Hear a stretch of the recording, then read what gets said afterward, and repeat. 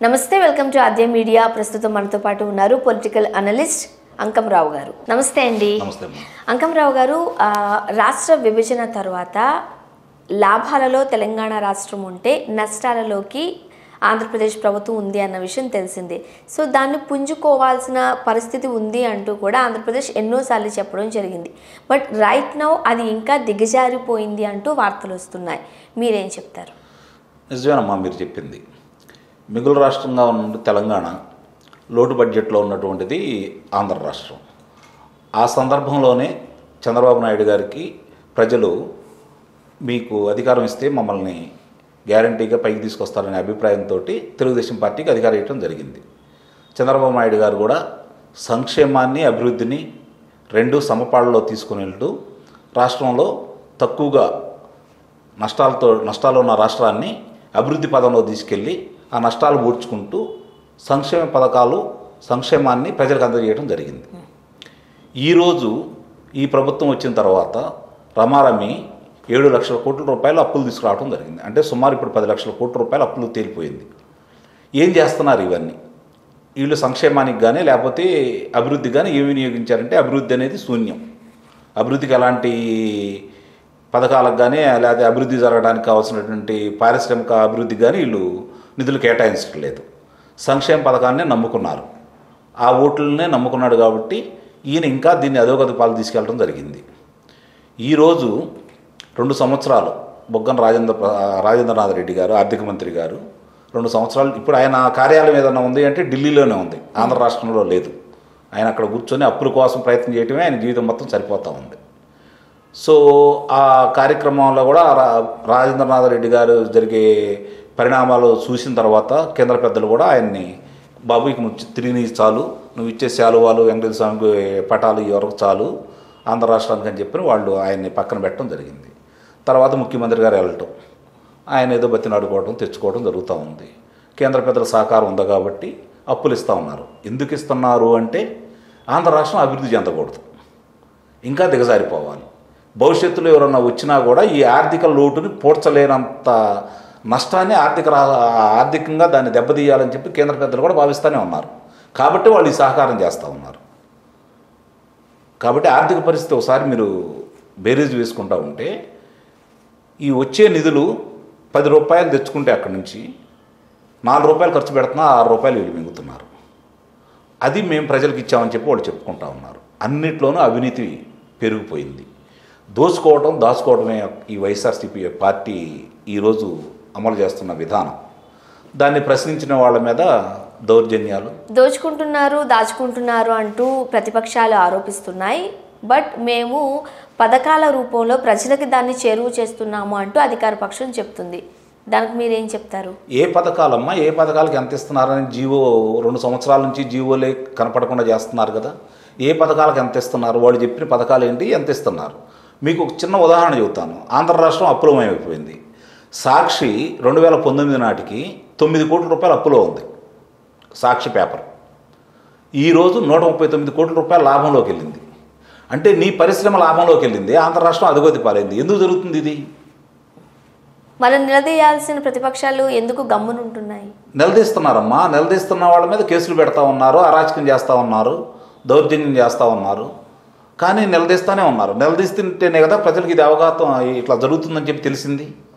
వాళ్ళు ఏమేం చేస్తున్నారు, ఎట్లా చేస్తున్నారు అని చెప్పని ప్రజలకు తెలిసిన తర్వాతే కదా తిరుగుబాటు మొదలైంది.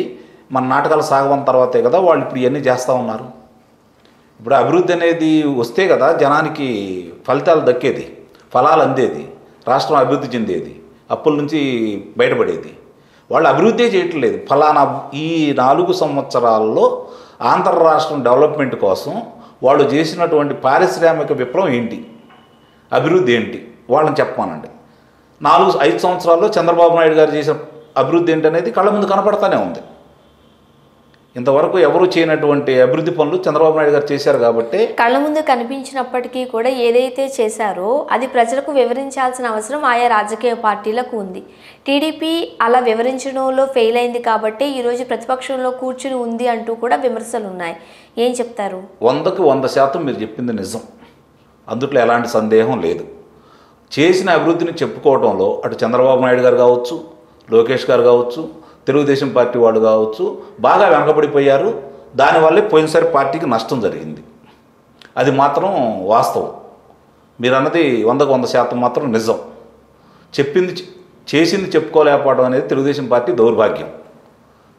ఒక చంద్రబాబు నాయుడు గారు, లోకేష్ గారు దాని గురించి చెప్పుకుని, ఇప్పుడు లోకేష్ గారి పాదయాత్ర మొదలైన తర్వాత, చంద్రబాబు నాయుడు గారు తిరగడం మొదలుపెట్టిన తర్వాత లోకల్ నాయకులు కొంతమంది, స్థానిక నాయకులు ఏమేం జరిగింది మా అభివృద్ధి, ఇదిగో ఇక్కడ ఈ పరిశ్రమ వచ్చింది, ఆ పరిశ్రమ కాడికి వెళ్ళి సెల్ఫీలు తీసుకొని ఈరోజు పెడుతున్నారు. అది ఇంతకుముందు వీళ్ళు చేయలేకపోయారు. మీరు అన్నది నిజం.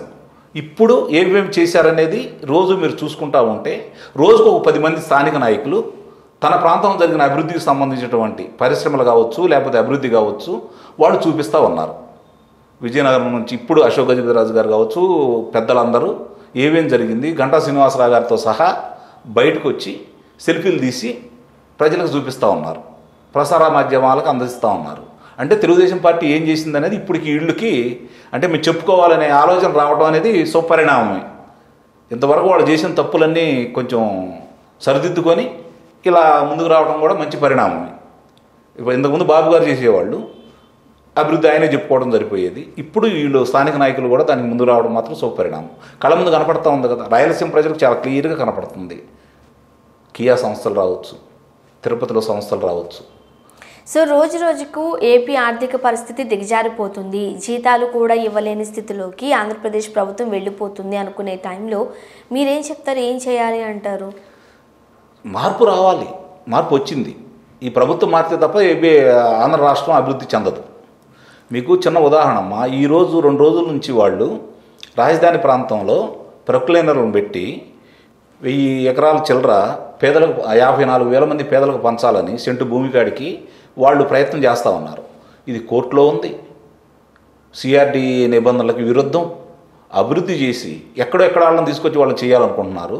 అక్కడ ఉన్న 5,400 మంది పేదలకు కట్టిన ఇళ్ళను పంచడానికి వాళ్ళ చేతులు రావటం లేదు.